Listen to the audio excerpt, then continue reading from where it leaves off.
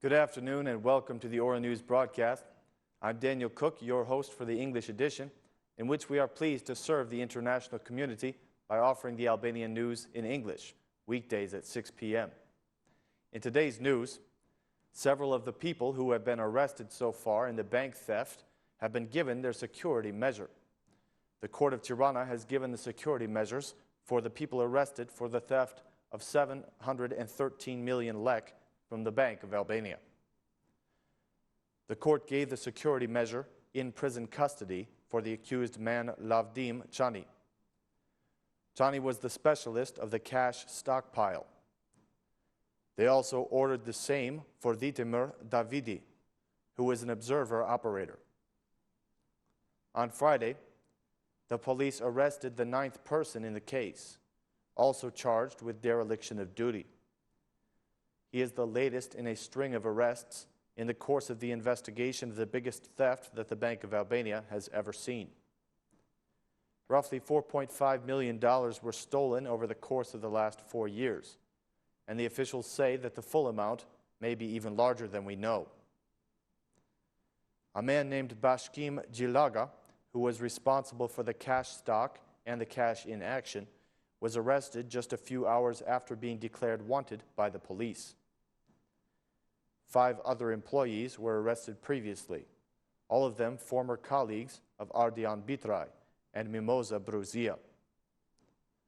A man named Klevis Betjaj, 27 years old, has also been arrested in the investigation.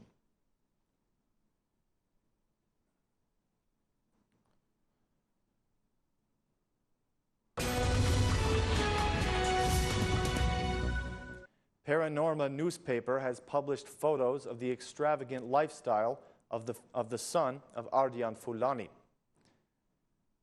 Being the son of the most powerful man in finance is more than a luxury for any 20-year-old boy.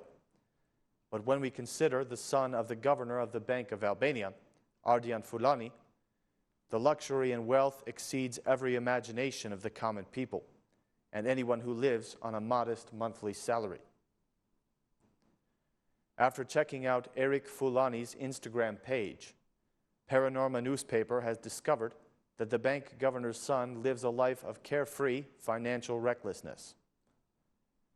On the Instagram page, Eric Fulani wipes his sweat with a 500-euro banknote, shows off his luxury vacations, super expensive cars, cell phones encrusted in gold, and his huge collection of watches, each of which is worth thousands of euro.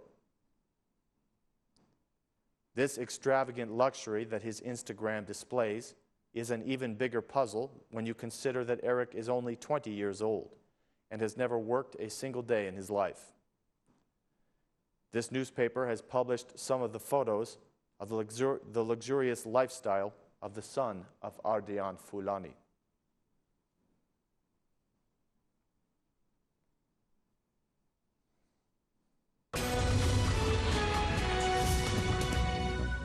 The Prosecution of Fier has submitted a request for a trial against 5 officials of the Education Department. The Director of Education in Fier, Miranda Bolati, as well as 4 employees of the Regional District of Fier, are accused of dereliction of duty by the prosecution of this district, which has submitted their files for a trial. The official sources of the Prosecution of Fier informed us that the 5 arrested people had hired a large number of teachers with regular contracts, but they never paid them. The teachers do show up on the list of regular employees, but it appears that the school district did not have the finances to actually pay them. It turns out that the number of employees was much greater than the number allowed by the Ministry of Education, and of course, their payments exceeded the wage fund.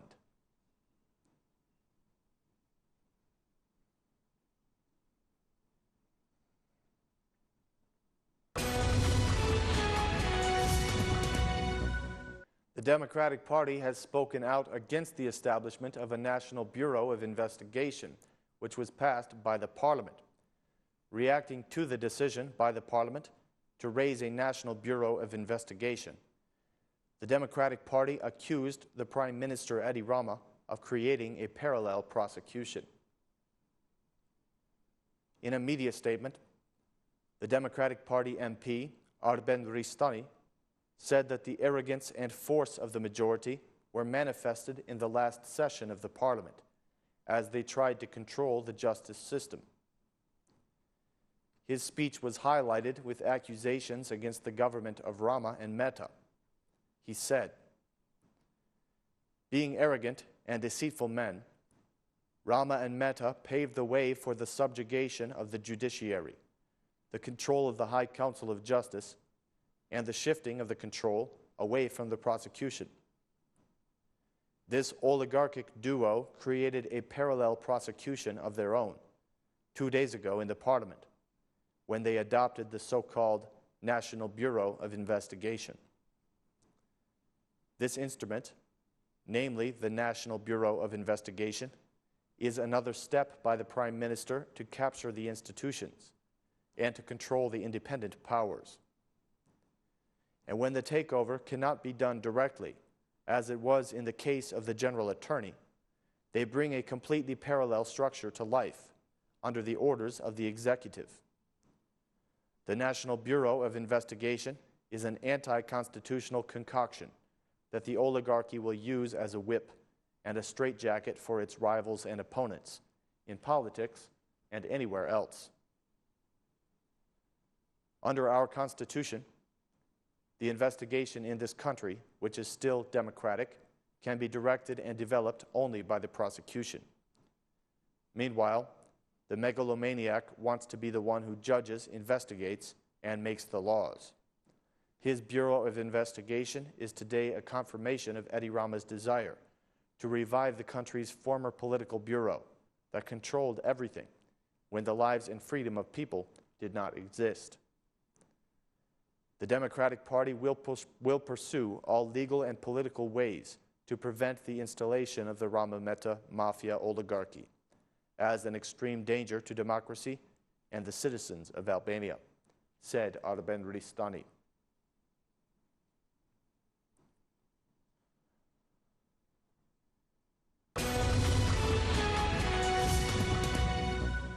The chairman of the Democratic Party, Lulzim Basha, participated today in the assembly elections that were held in several parts of the capital. He spoke about the free vote that the Democratic Party has enjoyed since the very beginning of its formation. He praised the fact that the Democratic Party has always operated by taking a free vote. Lulzim Basha did issue a word of caution, however. He called for careful reflection in the selection of the new directors. He asked that the party members assess the candidates wisely, considering their contributions and their merit, and their ability to counter the negative values of the majority with the good values of the Democratic Party. He made this speech to his party members. In this party, freedom of speech, freedom of thought, and the freedom to make decisions through a free vote have been established since the earliest days, since our very beginning. I am determined, and I am proving each day, that this party will become bigger, more powerful, more loving, and more reliable, consolidating even more the freedom of decision-making that the members of the Democratic Party have, that they will continue to have, said Basha. The Democratic Party has proven in these 24 years that it has managed to triumph over evil, Basha said. He expressed confidence that also this time they will manage to stop the threat that exists against the present and the future of the country, the threat that is being presented by what he called the renaissance of evil, and by the corruption shown in the deal with the CEZ. He went on, as it is becoming clearer every day to the Albanians, by the actions of Rama and Mehta, they do not have any other principle or any other underlying value for their political existence, besides promoting crime. They promote crime at the top of the administration. They introduce criminals to the parliament. They facilitate the theft of $3 billion in the middle of the day, as well as the infamous agreement with the CEZ, said the head of the Democratic Party. Basha has made it his custom to speak to his party at the assembly elections in the various districts of Albania.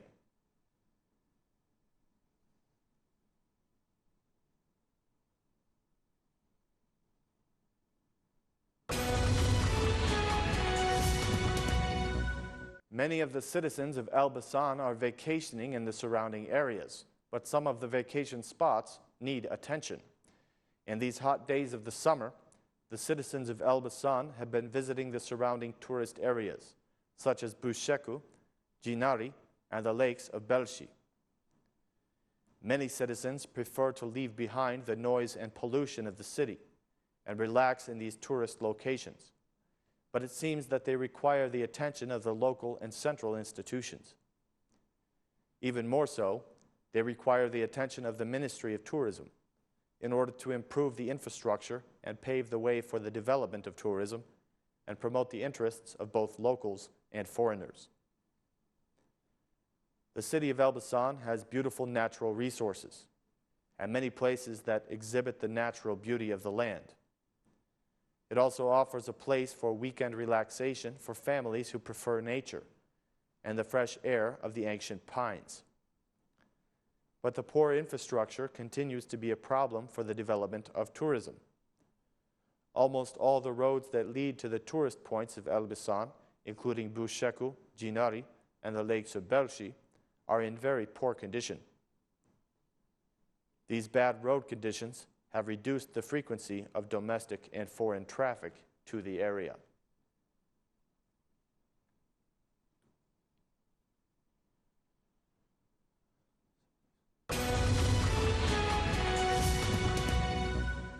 A special commemoration has been held for the 77th anniversary of the death of a famous Albanian poet. The 77th anniversary of the death of the renowned poet Ndrej Mjeda was commemorated with a special event with the participation of all the Albanian territories. The organizers, the Ministry of Culture and the Commune of Bushati, have turned it into a nationwide meeting with the participation of groups from Kosovo, Albania, and Montenegro. This year, visitors to the museum center found that the home of the great poet has been completely reconstructed. One of the organizers, Zef Hila, had this to say: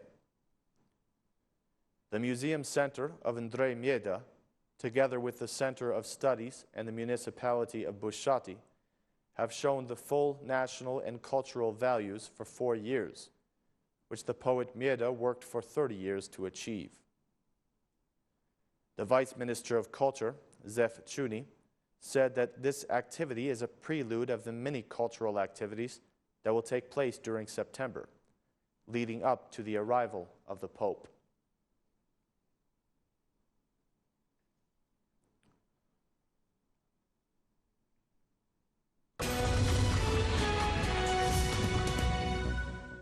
The music festival Traku Fest has gathered a large number of Albanians together in the city of Gjirokastra. The beginning of this festival brought a massive crowd to the distinctive bazaar of the city, which was more lively than ever. Many different bands and DJs performed music of many styles in the downtown area of this historic place. Traku Fest, or as it is otherwise called, the Cultural Heritage Festival, is the latest event that has turned Gjirokastra into a destination for a variety of events and performances in the middle of the summer season. Traku Fest is a festival for promoting the values of the Albanians and their beautiful traditions, and of course, the good music. The festival was made even more special by the marriage of a young couple who decided to tie the knot during this spectacular event, promoting the values of Gjirokastra. The festival is supported by the Ministry of Social Welfare and Youth, and this is the second time it has been held. It featured exhibitions, culinary fairs, scientific sessions, and visits and tours of various characteristic houses. The purpose of this event is to promote Gjirokastra as a city with tremendous historical and cultural value.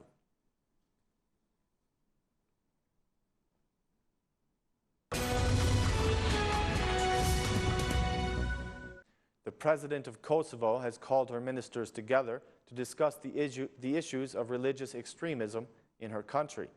For the second time in just a few days, the president of Kosovo, Atefete Yahyaga, has called the heads of the security agencies into her office to address the issues that relate to religious extremism.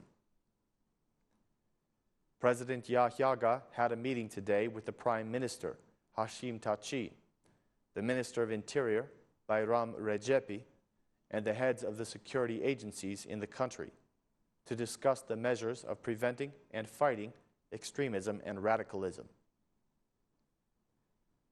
President Yahyaga stressed the necessity of coordinating the actions by all the institutions of the country, especially those which are responsible for national security.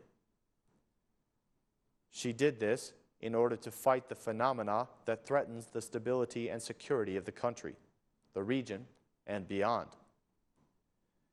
In the meeting, the heads of the institutions demanded from the mechanisms responsible for security that their actions be based on the laws of Kosovo in order to prevent any activities of a radical and extremist nature which threaten the lives of the citizens of Kosovo. These actions are intended to transform the country into a base of extremism. President Yahyaga stressed that Kosovo will never become a shelter for radical and extremist groups.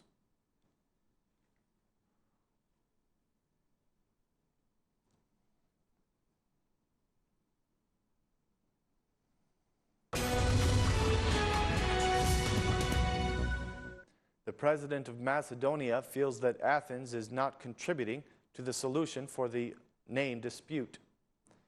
The president of Macedonia, George Ivanov, addressed some accusations today against Athens, saying that it is not contributing to the solution of the name dispute. He made this comment: Athens is acting based on its power. It is evading the framework of talks about the name dispute, and it is not contributing to finding an acceptable solution, declared Ivanov today, a day before the so-called uprising of Iliden. Ivanov underlined that more pressure must be exerted on Greece in order for this country to respect the international law and its international obligations. He continued, "For every normal human being, it is unacceptable that today, in the 21st century, some people refuse to believe that the Republic of Macedonia is a reality of the Balkans and of Europe. It is unacceptable to deny someone his language and his identity and cultural heritage. It is unacceptable for someone to deny our right of existence and our right to be where we've always been," said President Ivanov. After the recent declaration of the German Chancellor, Angela Merkel, about the issue of the name dispute, Ivanov says that the direct involvement of the most powerful European states is welcome in order to overcome the problem of the European integration of Macedonia.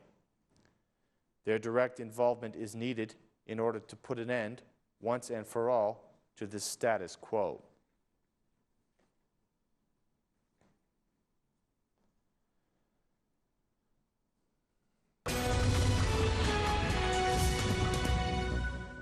The chief prosecutor of EULEX has denied the rumor that the mission has a secret arrest list. The EULEX chief prosecutor, Jaroslava Novatina, stated on Friday that the EU mission in Kosovo has no secret arrest list.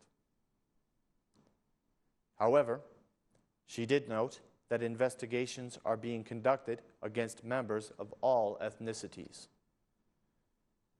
In an interview for Tanyug, Novatina said that the speculations about a secret arrest list or secret indictments are completely unfounded. She added that the EULEX mission categorically claims that there are no such lists. The law does not envisage any secret or sealed indictments, Novatina said.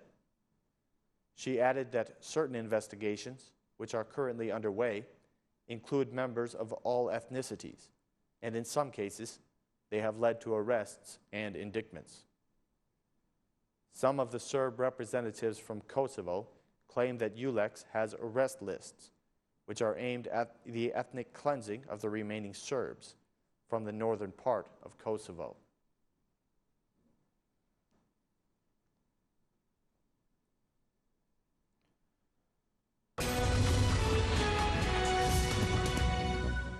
Serbia's foreign minister has said that he feels very positive about the first 100 days of the new government. The Serbian foreign minister Ivica Dačić said on Friday that in the first 100 days of the new government, Serbia has made a major breakthrough in foreign policy. He said, "The international position of our country is much better now than it was before.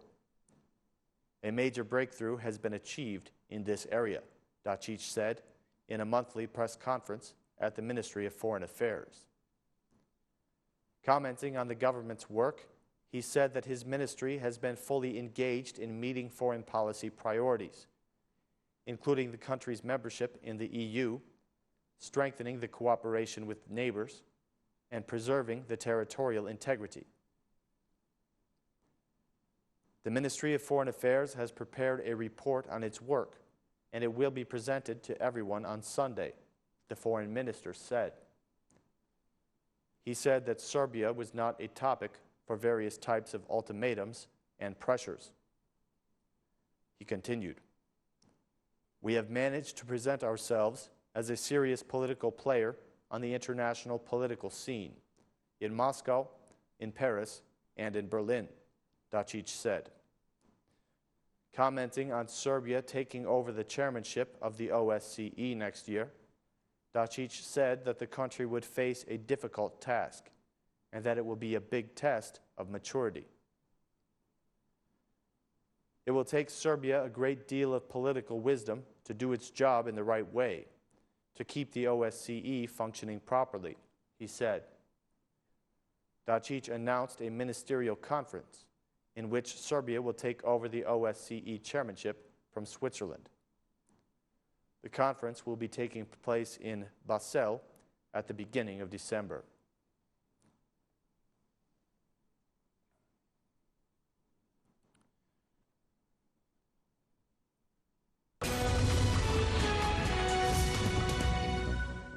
Serbia has stepped up its airport sanitation inspections due to the rise of the Ebola virus. The Nikola Tesla Airport in Belgrade will boost their sanitary border inspections after Saturday, in the wake of the outbreak of the largest Ebola epidemic that the world has seen in 40 years. Any other measures that are necessary to prevent occurrences of the disease will be taken as well, the Serbian Minister of Health, Mr. Lončar, said. The Belgrade Airport is the area that is most in danger, due to the traffic of people from the regions that have been hit by the epidemic, Lončar told reporters after a visit with the sanitary border inspection staff. Their shifts will be doubled, Lončar announced, adding that the inspections will also be stepped up at the Nice airport, which operates charter flights. Also, we will not be lax in road transport or any other type of transportation, he said, adding that the authorities will succeed in doing all that is necessary to prevent Ebola from spreading into the country. He continued, the World Health Organization, WHO, is sending us detailed instructions and recommendations, depending on the situation, the minister said. He noted that more than 730 Ebola-related deaths and a total of 1,323 cases of the disease have been registered across the globe since January. The International Air Transport Association, or IATA, said this week that the World Health Organization has advised no travel restrictions or closure of the borders in the wake of the spread of the Ebola epidemic.